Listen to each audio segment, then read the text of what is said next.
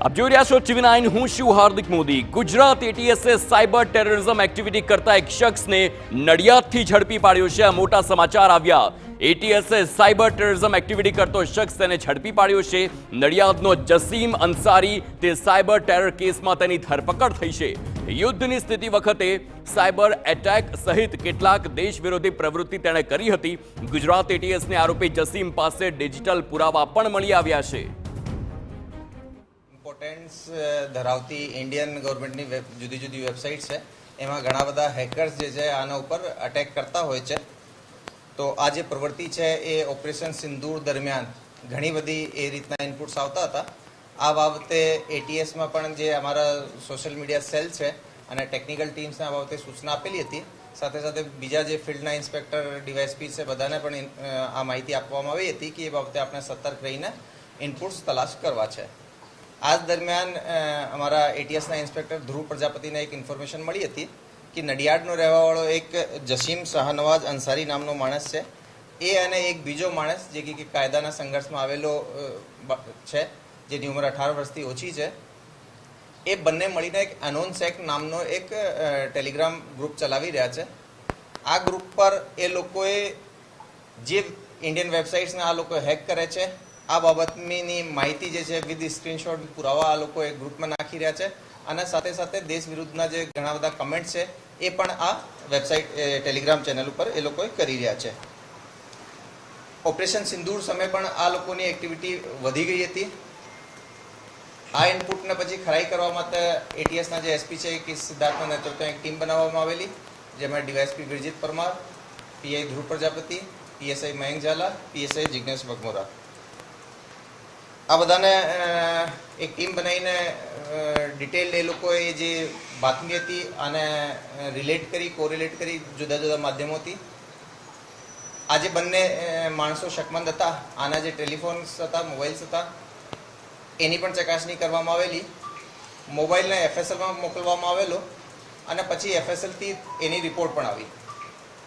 રિપોર્ટ્સમાં એની working કોપીમાં ઘણા બધા screenshots આની એક્ટિવિટી બાબતમાં ખ્યાલ પડ્યો તો ડિટેલથી જાણવા મળેલ કે એ લોકોએ પહેલાં એક એક્સેક નામથી એક ચેનલ બનાવ્યો હતો। એના બેકઅપ ચેનલ માટે એ લોકો એલાઇટ એક્સપ્લોઇટ બનાવ્યો હતો અને પછી આનું નામ બદલીને અનોનસેક રાખેલો હતો। આ બધા જે નાના જે ચેન્જીસ છે બેકઅપ ચેનલ્સ વગેરે રાખવાનું કારણ એ હતું કે કોઈ પણ કારણથી આ ટેલિગ્રામ બંધ થવામાં આવે તો બેકઅપ ચેનલથી આ લોકોની એક્ટિવિટી ચાલુ રહી શકે, એ લોકોના જે ફોલોવર્સ છે એ લોકો સુધી આની માહિતી પહોંચી શકે। હાલ સુધીની તપાસમાં એ બધું સામે આવેલો છે કે જે બંને જે છોકરાઓ છે એ 12th પાસ નથી, પરંતુ લાસ્ટ 6-8 મહિનાથી એ લોકો સાયબરના ફિલ્ડમાં ઘણા જ એક્ટિવ છે। યુટ્યુબ અને બીજા ચેનલ્સ મારફતે એ લોકોએ ઘણો બધો ટેકનિકલ જ્ઞાન અર્જિત કરેલ છે। આ જે એન્ક્રિપ્ટેડ ચેટ્સ હોય યા વિવિધ પ્લેટફોર્મ ઉપર કઈ રીતે હેકિંગ થાય એ બાબતમાં એ લોકો ઘણી જાણકારી રાખે છે। એ માટે એ લોકોએ પાયથન લેંગ્વેજ, પાઇડ્રોઇડ ટૂલ્સ, ટ્રમેક્સ ટૂલ જેવા ઘણા બધા ટૂલ્સ અને એપ્લિકેશન્સ અને લેંગ્વેજ વગેરે શીખ્યા છે। જુદી જુદી વેબસાઇટ ઉપરથી જે ડીડોસ હોય છે, ડિસ્ટ્રીબ્યુટેડ ડિનાયલ ઓફ સર્વિસીસ, એના માટેના એ લોકોએ જે ફોર્મ્યુલાઝ છે એ બાબતમાં આ લોકોએ અભ્યાસ કર્યા છે। આ ફોર્મ્યુલાઝને વિવિધ ડાયરેક્ટરીમાં વિવિધ વેબસાઇટ્સ ઉપર અપ્લાય કરીને એ લોકોએ ડીડોસની પ્રક્રિયાને અંજામ આપતા હતા।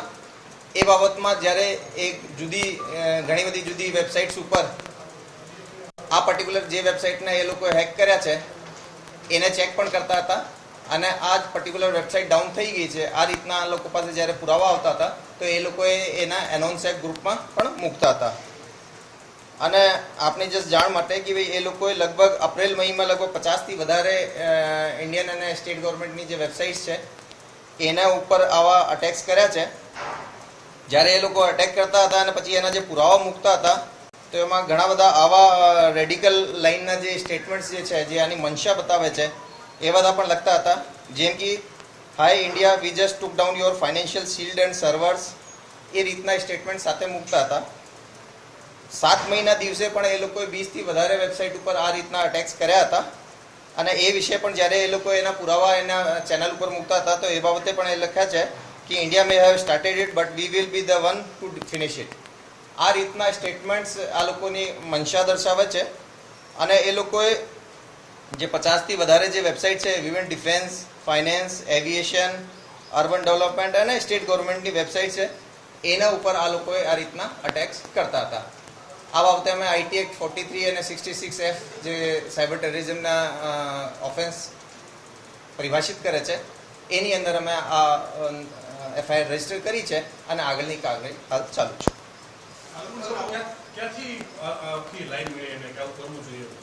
આ મેનલી હું આપને કીધા કે એ લોકોએ ઓનલાઈન જાતેથી શીખ્યા છે. એ પ્રાથમિક અમારી એની પૂછપરછમાં બહાર આવ્યો છે. એ લોકોની ઓનલાઈન જે હિસ્ટ્રી છે આ જોવામાં પણ આ ચીજ જે છે આ કન્ફર્મ થાય છે. એ સિવાય એ લોકોને કોઈ બીજી રીતે અગર કોઈ સહાય મળ્યો હોય તો એના ઉપર પણ અમે તપાસ કરીશું. હાલ સુધી આના બેંક અકાઉન્ટમાં એ રીતનો કોઈ ફંડિંગ અમને દેખાતો નથી. પરંતુ આ હાલ કાલે જ એફઆઈઆર દર્જ કરીને એ જે આરોપી છે એને અમે કોર્ટમાં પ્રોડ્યુસ કર્યા છે. એને આજે રિમાન્ડ લેવામાં આવશે અને ફ્યુચરમાં આ લોકોની જ્યારે અમે કસ્ટડી દરમિયાન આના બેંક અકાઉન્ટ પણ ચેક કરીશું, બીજી પણ રીતે કોઈ રીતે પૈસા મળ્યા હોય તો એ પણ ચેક કરીશું. પણ હાલ પ્રાથમિક રીતે જે અમને માહિતી મળી છે એમાં એ લોકો પાસે એવું કંઈ હતો નહીં. ખાસ કરીને રેડિકલ જે માઇન્ડસેટ હતો અને દેશ વિરોધી જે માઇન્ડસેટ છે એના લીધે એ મેન આનો જે ઇન્ટેન્શનનો છે એ છે.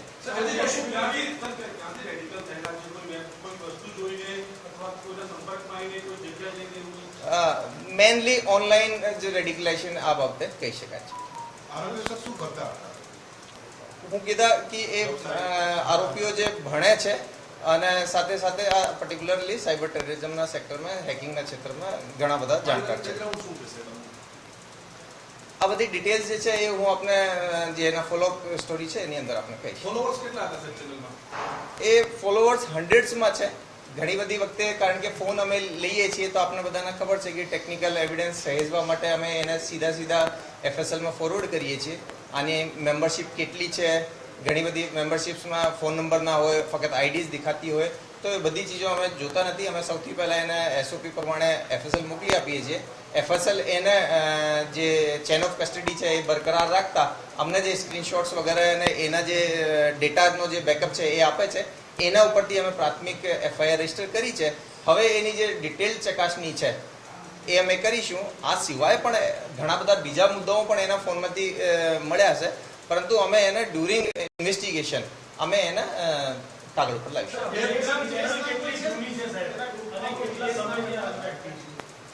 જો લગભગ એ 6-8 મહિનાથી એ લોકો એક્ટિવ છે.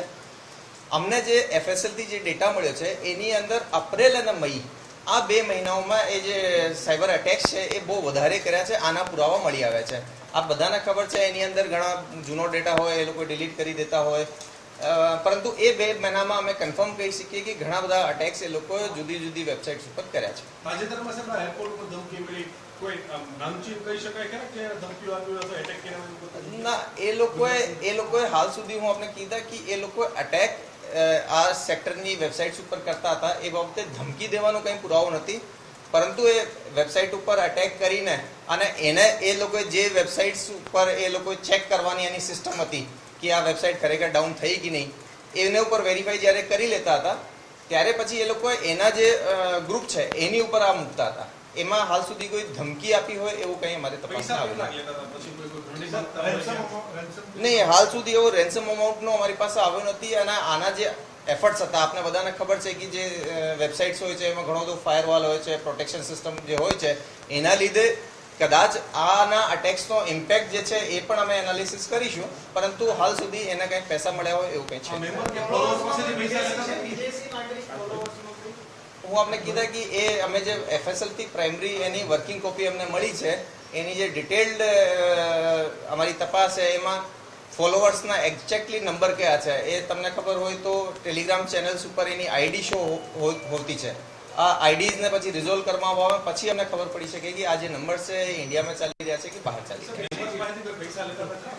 નહીં, હાલ સુધી અમારી પાસે પૈસાની કોઈ પણ ચીજ એની અંદર આવી નથી. એ કારણ કે જાતેથી રેડિકલાઇઝ હતા અને એ ઓપરેશન સિંદૂર બાબતે પણ ઘણો દ્વેષ રાખતા હતા. તો એનો મેઇન જે મોટો છે જે કારણ જે મતલબ આ કામ કરવા માટે એક રીતે કહેવાય કે ભાઈ આ લોકોને પ્રોત્સાહિત કરતો હતો, આ મેઇન રીઝન આનો રેડિકલાઇઝેશન